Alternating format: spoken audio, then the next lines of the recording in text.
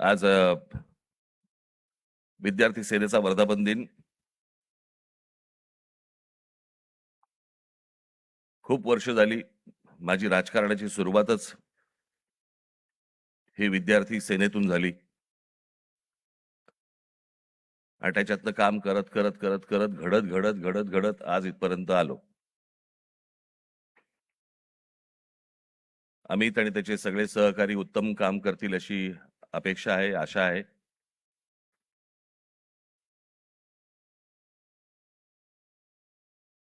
आणि या सदस्य नोंदणीला देखील भरघोस प्रतिसाद मिळेल अशी मी अपेक्षा करतो.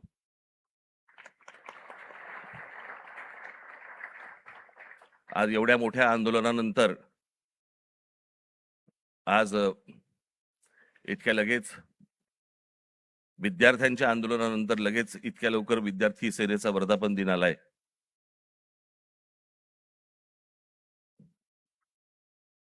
हे विद्यार्थ्यांचं आंदोलन का झालं, कशासाठी झालं हे आपण बोलूच.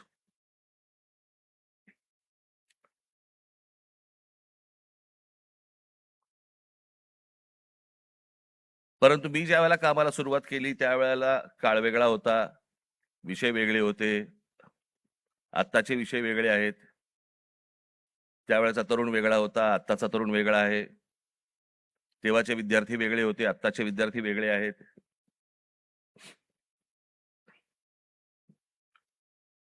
आम्ही जो काळ पाहिला तो टेलिग्राम पासून ते इंस्टाग्राम पर्यंत पाहिला.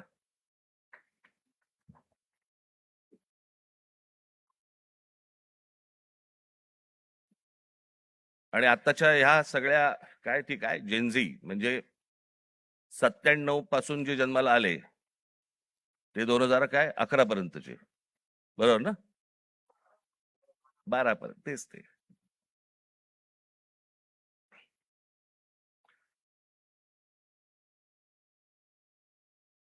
या मुलांचं म्हणणं काय, या मुलांना काय हवंय? आपण हे जेनझी करतोय. इंग्रजी बोलणारी फक्त जेनझी नसतात. माझी विद्यार्थी सेनेच्या सर्व सहकार्यांना माझी विनंती आहे, जेनझी 97 नंतर जन्माला आलेले 2011 पर्यंत 12 पर्यंतची मुलं ही महाराष्ट्राच्या ग्रामीण भागात पण आहेत.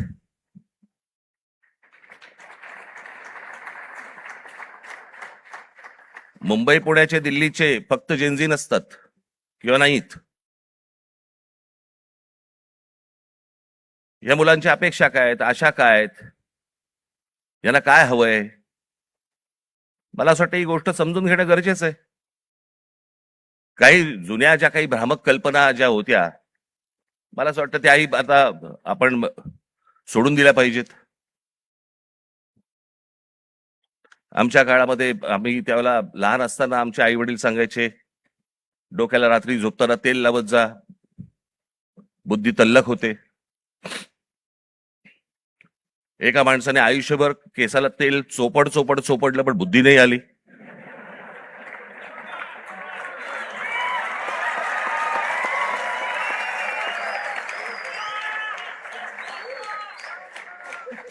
प्रत्येक केस स्वतंत्र उमेदवारासारखा उभा असतो.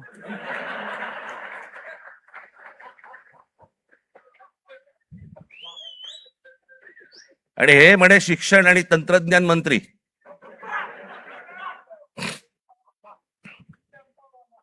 काय बोलतोय आपण, काय चाललंय, जग कुठे चाललंय, आपण काय बोलतो? आपण शिक्षण आणि तंत्रज्ञान त्याचा महाराष्ट्राचा मंत्री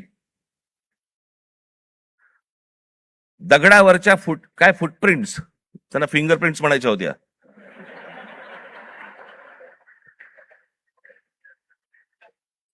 ते म्हणे आता लिंक आधारशी करणार.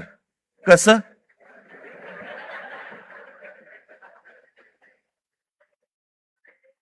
मला चंद्रकांत पाटलांच्या मेंदूवरचे मला फिंगरप्रिंट्स बघायचे.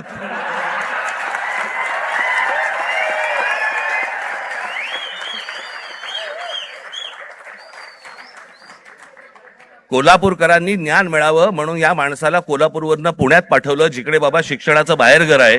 तिथेही काही नाही झालं.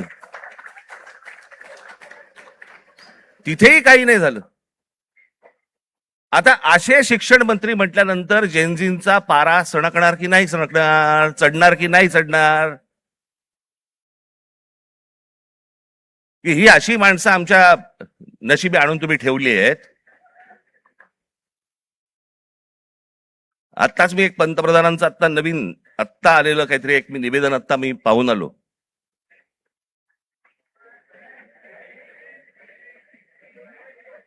ज्यात त्यांनी असं सांगितलेलं आहे की ज्या प्रकारचे व्हिडिओज आणि ज्या प्रकारची भाषा वापरली गेली ती अयोग्य आहे. मला मान्य आहे.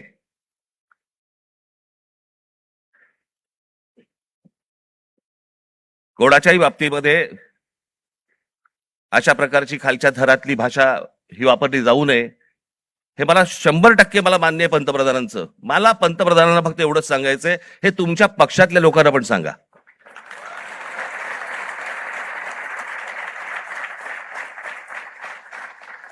महात्मा गांधींपासून, जवाहरलाल नेहरूंपासून, इंदिरा गांधींपासून आतापर्यंत सगळ्यांपर्यंत आमच्यापर्यंत ज्या प्रकारची तुमची ट्रोलची जी काही टीम प्रत्येक राज्यांमध्ये जी बसवलेली आहेत, लोक बसवलेली आहेत, ते कोणत्या भाषेमध्ये आणि कोणत्या गोष्टी करत असतात मी पाहत नाही. मला ज्या गोष्टी कानावरती येतात, आज अनेक कलाकार आहेत महाराष्ट्रामधले, अनेक कलाकार आहेत, ते म्हणतात बाबा बोलायलाच नको, काही लिहायलाच नको, इतक्या शिव्या पडतात, इतक्या गोष्टी होतात. ही यांचीच माणसं भरलेली आहेत. मला असं वाटतं पंतप्रधानांनी त्याही लोकांना सांगावं की त्यांनी बंद करावं म्हणून. हे गेल्या 12 वर्षातच सगळी सुरुवात झाली. भारतीय जनता पक्षाचे जी काही ट्रोलच्या टीम्स आहेत, यांनी ह्या ज्या गोष्टी सुरू केल्या, याच्यातनच हे ज्याला म्हणतो ना आपण, जे तुम्ही पेराल तेच उगवेल, तेच आलं अंगावर तुमच्या. त्याच्यात पंतप्रधानांनी सांगितलं की मला शिव्या दिल्या, माझ्या आईबद्दल बोलले. चुकीचंच आहे, हे मनापासून सांगतो मी, हे चुकीचंच आहे. पण माझी पंतप्रधानांना विनंती आहे, दुसऱ्यांनाही आया असतात.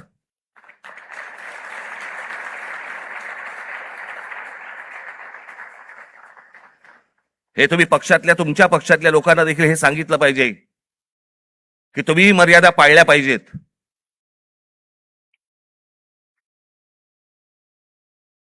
आज पंतप्रधान सांगतात की मी त्या मुलांना सगळ्यांना माफ केलं, पण इतकी 12 वर्ष तुमच्या लोकांनी जे काही केलंय त्याची माफी कोण मागणार?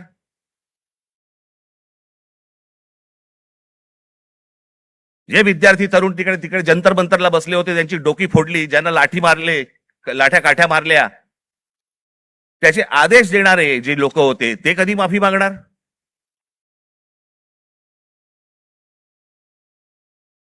आणि मला असं वाटतंय की हे मूळ हे काय झालंय, नीटची परीक्षा हे कारण आहेच, पण हे प्रत्येक ठिकाणी त्याला जो काही रिस्पॉन्स मिळाला, सगळेच काही विद्यार्थी होते, तरुण होते, अनेक जे विद्यार्थी दशेतनं बाहेर आलेले आहेत, अनेक तरुण होते, अनेक तरुणी होत्या. हे का आले रस्त्यावरती? याचं कारण सभोवतालचं वातावरण. आज अनेकांना वाटलं की हे फक्त नीटची परीक्षेचे पेपर फुटले, हे कारण होतं त्या आंदोलनाचं. पण त्या आंदोलनाने जे रौद्र स्वरूप धारण केलं, त्याचं कारण हे आजूबाजूचं इतक्या वर्षांचं साचलेलं जे काही आहे ना, मला फुटपाथवर चालता येत नाही, माझ्याकडे पाणी तुंबलेलं असतं, आमच्याकडे बागा नाहीत, माझ्या लहान मुलांना खेळायला माझ्या मैदानं नाहीत, बाहेर कुठे घेऊन जायला जागा नाही, शिक्षण झालंय, नोकऱ्या मिळत नाहीयेत, सगळ्या कंपन्या खासगी लोकांना दिल्या जात आहेत, एकाच उद्योगपतीवरती मेहरबानी सुरू आहे, त्यालाच सगळी जंगलं दिली जात आहेत, त्यालाच सगळ्या जागा दिल्या जात आहेत. जेव्हा कधी बघावं तेव्हा या देशामध्ये फक्त निवडणुकाच सुरू आहेत, आमदार खासदार फोडले जात आहेत, 50-50, 100-100 कोटी. डिजिटल इंडिया, तुमच्याकडचे पैसे हे सगळे काय डिजिटलाइज केलेत वगैरे वगैरे, काय काय काय काय ज्या गोष्टी सगळ्या आता झाल्या. भैया आमदार खासदार फुटतात त्यावेळेला कुठे कार्ड कुठे स्वाईप करतात?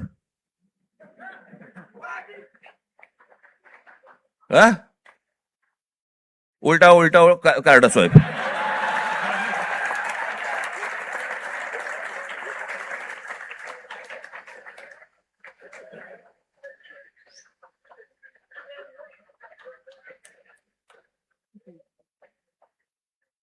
पैसे कुठे देतात मग? हे सगळं जे आहे हे सगळं साचलंय. हे सगळं साचलंय. त्या सगळ्या गोष्टींचा उद्रेक आता बाहेर येतोय. तो येणार, अजून येणार.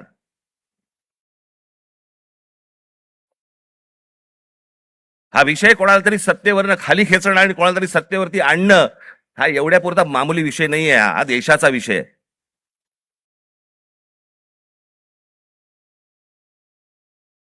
हा देशाच्या भविष्याचा विषय आहे. देशातल्या विद्यार्थ्यांच्या, तरुणांचा भविष्यातला विषय हा. काय होणार आहे त्यांचं? आज माझ्या महाराष्ट्रातल्या ग्रामीण भागामध्ये, देशातल्या आज ग्रामीण भागामधला तिकडचा तरुण, तिकडच्या तरुणी काय करत असतील दिवसभर? काय विचार करत असतील? तो तिकडचा तरुण ज्यावेळेला विचार करत असेल की बाबा माझ्या बाजूच्या घरामध्ये एकाने, शेतकऱ्यांनी, माझ्या वडिलांचे मित्र होते, त्यांनी आत्महत्या केली. त्यांच्या अंत्यविधीसाठी तो मुलगा जाणार, विचार काय करणार? हे माझ्या वडिलांच्या मनामध्ये येऊ नये. मग याच्यासाठी मी काय केलं पाहिजे? मग मी शहरात गेलं पाहिजे. मग शहरात गेल्यावरती काय होणार माझं? मला कुठून नोकरी मिळणार? मला कुठून शिक्षण मिळणार? माझं पुढे काय होणार?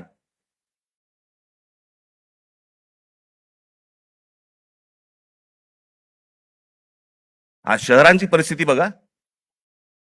या सरकारने येऊन सांगितलं होतं आम्ही स्मार्ट सिटी करणार. कुठे आहेत त्या स्मार्ट सिटीज? आमच्याकडे रस्ते, पूल, जे काय ब्रिजेस जे काय बांधले जात आहेत, आपण त्याला विकास म्हणतोय. आपली शहरं ही राहण्यायोग्य आहेत का? इथपासून सगळी सुरुवात आहे ना. जर शहरातल्या लोकांना राहायला जर समजा त्रास होत असेल तर महाराष्ट्रातल्या, देशातल्या ग्रामीण भागामधनं जी लोक शहरामध्ये येत आहेत, कुठे राहणार आहेत? काय होणार आहे या शहरांचं?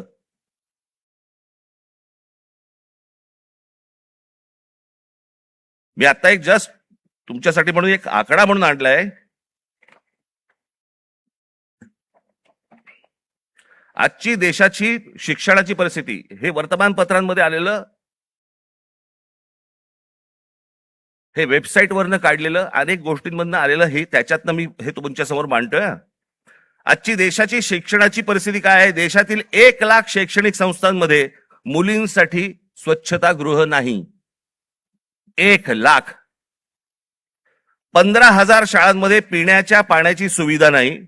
2004 मध्ये 8,00,000 शिक्षकांची पदे जी रिक्त होती ती 2026 मध्ये ही संख्या 10 लाखावरती पोहोचलेली आहे. शिक्षक हवे 10 लाख. 23 ला जॉईंट एंट्रन्स एक्झाम परीक्षार्थ्यांसाठी फक्त 1,00,000 जागा उपलब्ध आहेत. 2014 मध्ये 3,00,000 विद्यार्थी परदेशात शिक्षणासाठी गेले होते. 2014 ला 3,00,000. तर 2026 मध्ये ही संख्या 9,10,000 9,10,000वरती पोहोचली. आज इतकी मुलं परदेशात जात आहेत.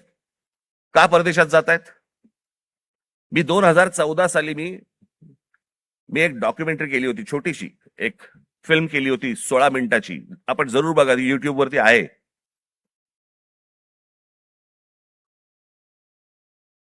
त्याच्यामध्ये मी म्हटलं होतं की शिक्षण इथे पण मिळू शकतं, नोकरी कदाचित इथेही मिळू शकते. ही मुलं परदेशात का जात आहेत? ही सगळी मुलं परदेशात जात आहेत याचं कारण सभोवतालचं वातावरण. मी माझ्या घरातनं बाहेर पडल्यावरती मला आनंद मिळाला पाहिजे की मी काय शहरामध्ये राहतोय, काय सुंदर रस्ते आहेत, काय चांगले फुटपाथ आहेत, काय चांगल्या बागा आहेत, काय चांगली मैदान आहेत, स्पोर्ट्स कॉम्प्लेक्स आहे. मला प्रत्येक गोष्टीला वाव आहे. मग आमच्याकडे ही गोष्ट का नाहीये? आज कित्येक चित्रकार, कित्येक खेळाडू आज आमच्या ग्रामीण भागामध्ये आहेत. वावच नाही. काय करायचं पुढे माहिती नाही. कोणाला भेटायचं कल्पना नाही. हे जे सगळं साचलंय ना, हे साचलेलं सगळं बाहेर येतंय. नीटचे पेपर फुटण्याचा राग आहेच, पण हे जे बाकीचं जे साचून ठेवलेलं आहे ना, त्याचं काय करणार आहात?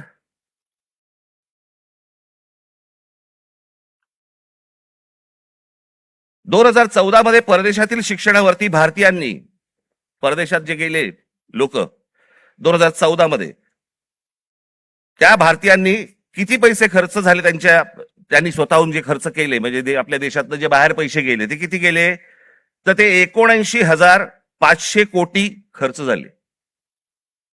79,500 कोटी.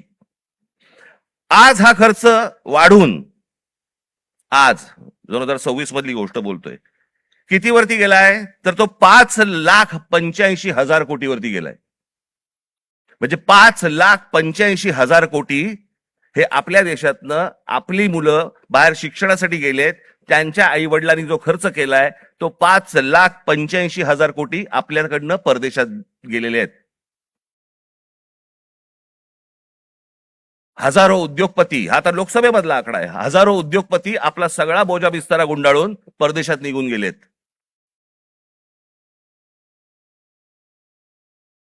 अहो एवढं कशाला? ज्यांनी मोदींवरती चित्रपट काढला होता, नरेंद्र मोदींवरती चित्रपट, आणि ज्याच्यामध्ये नरेंद्र मोदींची ज्यांनी भूमिका केली होती तो विवेक ओबेरॉय, तो दुबईमध्ये राहायला गेला. दुबईचा नागरिक आहे तो भारतात राहत नाही.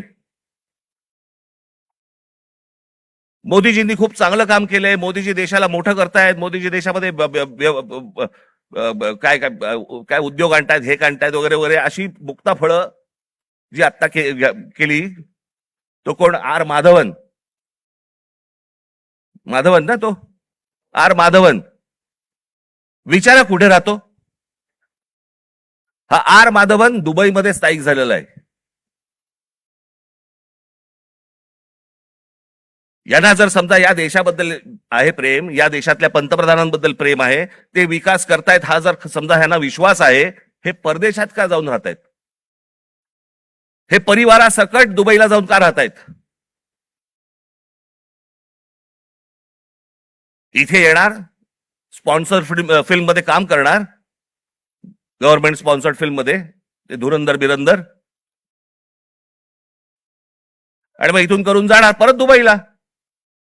देशात खूप चांगलं चाललेलं आहे, मी चाललो दुबईला. ही माणसं दुबईला जात आहेत. या मुलांचं काय घेऊन बसलोय आपण?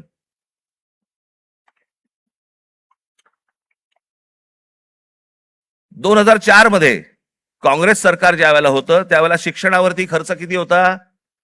3.2%. आज 2026 मध्ये तो किती आहे? 2.8%. म्हणजे शिक्षणावरती जेवढा खर्च व्हायला पाहिजे, अमेरिकेमध्ये जाऊन बघा, युरोपमध्ये जाऊन बघा, शिक्षणावरती काय प्रकारचा खर्च करतायत. आज त्या मुलांना, त्या विद्यार्थ्यांना, त्या मुलांना त्यांची स्वप्न, त्यांना काय म्हणायचंय, त्यांना काय सांगायचंय, त्या प्रत्येक गोष्टींसाठी, प्रत्येक स्वप्नांसाठी त्यांच्याकडे वाटा आहेत. आज पंतप्रधान सांगतायत, त्यांच्या निवेदनामध्ये बोललेत की ही विद्यार्थी हे सगळे जे आहेत हे चुकीच्या रस्त्यावरती भरकटलेले आहेत. चुकीच्या रस्त्यावरती. मी एक ओशोंचं एक वाक्य ऐकलं, मी वाचलं होतं ज्यावेळेला, मी त्यातलं एक वाक्य होतं ओशोंचं, फार छान वाक्य होतं,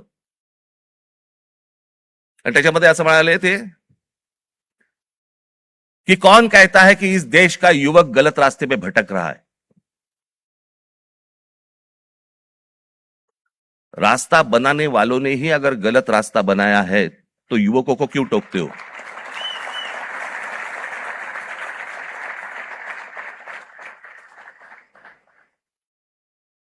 ते चुकीच्या रस्त्यावरती नाही आहेत.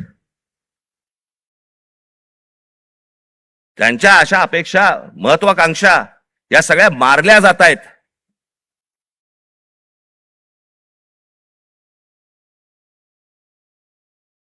मोदींनी सांगितलं की आज मी म्हणे त्या सगळ्या ज्यांनी कोणी ट्रोल बिल केले त्यांना मी सगळ्यांना माफ करतो. या नीटच्या परीक्षांचे पेपर फुटल्यानंतर ज्या मुलांनी आत्महत्या केल्या त्यांच्या आई वडिलांची कोण माफी मागणार?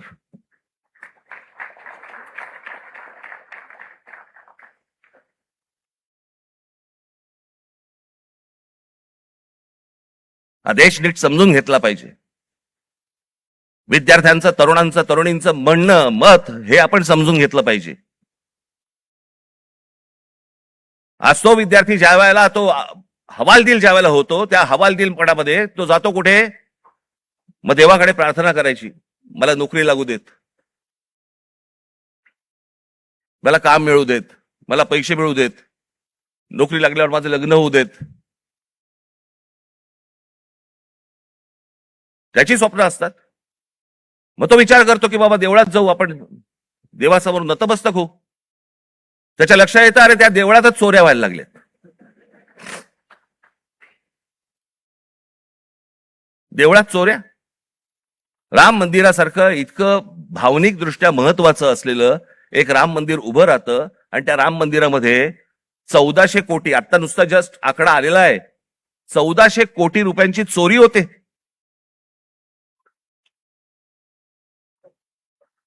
आणि याच्यावरनं सरकारमध्ये असलेले कोणीही त्याच्यावरती बोलायला तयार होत नाहीत. राम मंदिरावरती मत मागताना बरोबर गेलात तुम्ही, मग ज्या वेळेला 1400 कोटी रुपयांची चोरी झाली, पंतप्रधान स्वतः एकटे गेले होते, सगळेजण बाजूला उभे होते.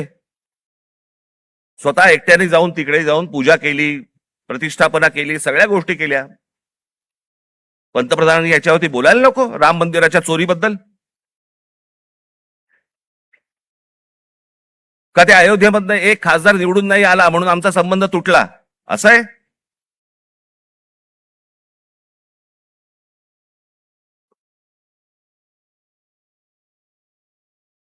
आज तो हवालदिल झालेला जो तरुण आहे, तो या सगळ्या मंदिरांचा रस्ते पकडतोय. धर्मांध बनवू नका त्या तरुणाला. शिक्षणाच्या वाटेवरती लावा. नुसतं जय श्रीराम बोलून होणार काही नाहीये. आज अनेक गोरक्षक गाड्या पकडतायत, गायी पकडतायत, सगळ्या पकडतायत. आणि हेच आमचेच पंतप्रधान ऑस्ट्रेलियामध्ये जाऊन सांगतायत की बीफ एक्सपोर्ट मध्ये भारत हा 1 नंबरचा देश आहे. बीफ एक्सपोर्ट मध्ये ते कापल्याशिवाय होणार आहे का एक्सपोर्ट मध्ये आपण 1 नंबरचे? मग त्या गोरक्षकांचं काय करायचं?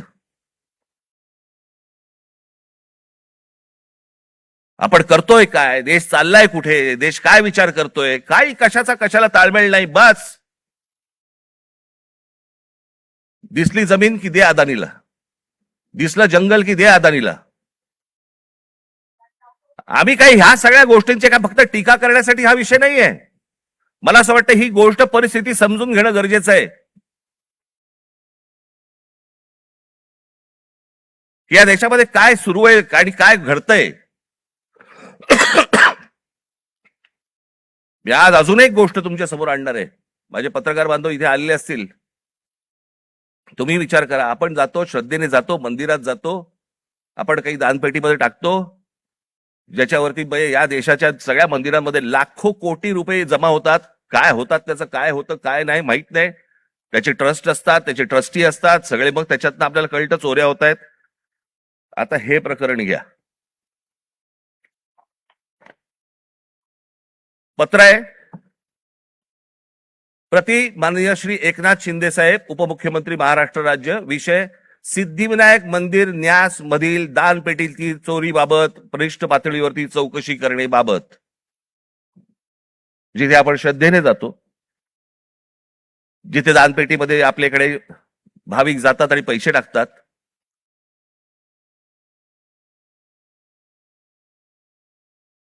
त्याचं कारण असतं ते धर्मासाठी म्हणून आपण असे टाकतो. महोदय, आम्ही स्वाक्षरी करणारे सर्व सिद्धिविनायक न्यास मंदिर प्रभादेवी मुंबई येथील विश्वस्त आहोत. साहेब, आपण विश्वासाने आमची संबंधित ट्रस्टवरती सदस्य म्हणून नियुक्ती केली असून आपल्या विश्वासाला पात्र राहण्याचा आम्ही प्रामाणिकपणे प्रयत्न करत आहोत. भाषा पण बघा, मंदिर आहे का कंपनी येतेच कळत नाही मला. त्यामुळे मंदिरात गेल्या 1.5 वर्षाच्या कालावधीत विविध उपाययोजना राबविताना मंदिराची मिळकत 35% जादा वाढविण्यात आम्ही काही प्रमाणात यशस्वी झालो आहोत. मिळकत तुम्ही कसे यशस्वी झालात? असो, महोदय, विश्वस्तांच्या सतर्कतेमुळे मंदिरातल्या दानपेटीतून पैसे चोरणारे कर्मचारी पकडले गेलेले आहेत.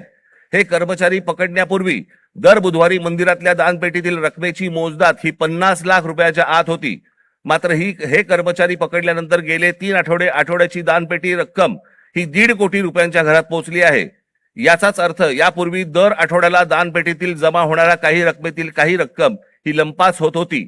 त्यामुळे दरवर्षी सुमारे 18 कोटी रुपयांचे मंदिराचे नुकसान होत होते. याचे धागेदोरे वरिष्ठ पातळीवर आहेत असा आमचा ठाम संशय आहे.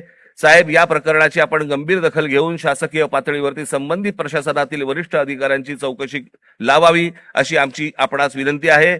विश्वस्त मंडळ सिद्धिविनायक गणपती मंदिर न्यास, प्रभादेवी, मुंबई. हे सगळ्यांनी सह्या केल्या आहेत. राहुल लोंढे, भास्कर शेट्टी, महेश मुदलियार, जितेंद्र राऊत, मीना कांबळी, मनीषा तुपे, गोपाळ दळवी, सुदर्शन सांगळे, हे त्यांचं पत्र आहे.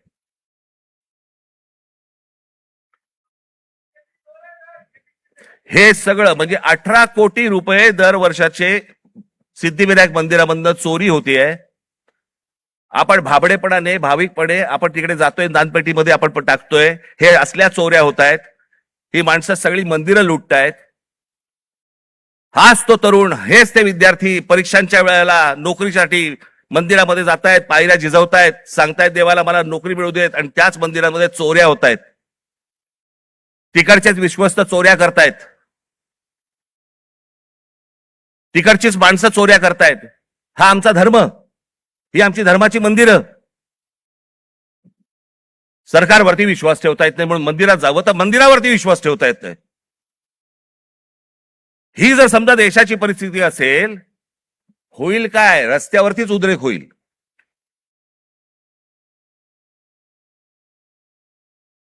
राजकारण सोडून द्या बाजूला. मला असं वाटतं या सगळ्या गोष्टींचा सामूहिक देशाचा म्हणून, राज्याचा म्हणून आपण विचार करणं गरजेचं आहे सर्वांनी मिळून. निवडणुका येतील त्यावेळेला विचार करू वेगळा. पण आज काय परिस्थिती आहे? हे का झालं? कशामुळे झालं? हा उद्रेक का झाला? मला असं वाटतं ह्या गोष्टी समजून घ्यायला नको. अनेक बारीक बारीक बारीक बारीक त्याला लेयर्स आहेत, पापुत्रे आहेत. ते पापुत्रे चढत चढत चढत चढत त्याची वडी झालेली आहे.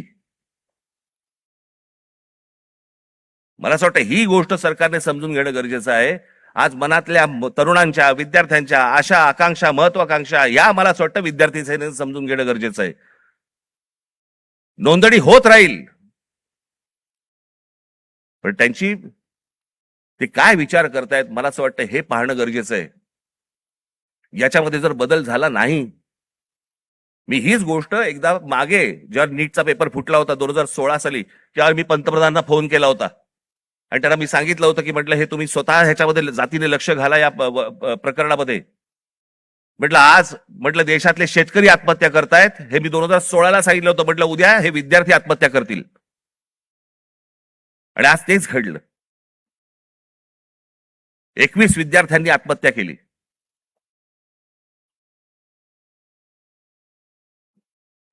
सदस्य नोंदणी ही तर कराच, पण मला असं वाटतं या शिक्षण क्षेत्रामध्ये आमूलाग्र बदल होणं गरजेचं आहे.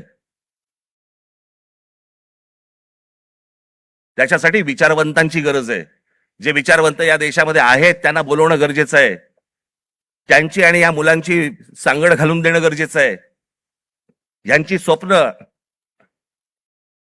आणि त्या स्वप्नांना कसा आकार देता येईल याच्यासाठी म्हणून जे तज्ञ या देशामधले आहेत त्यांना बोलवणं गरजेचं आहे. त्या मुलांना समजून घेणं गरजेचं आहे.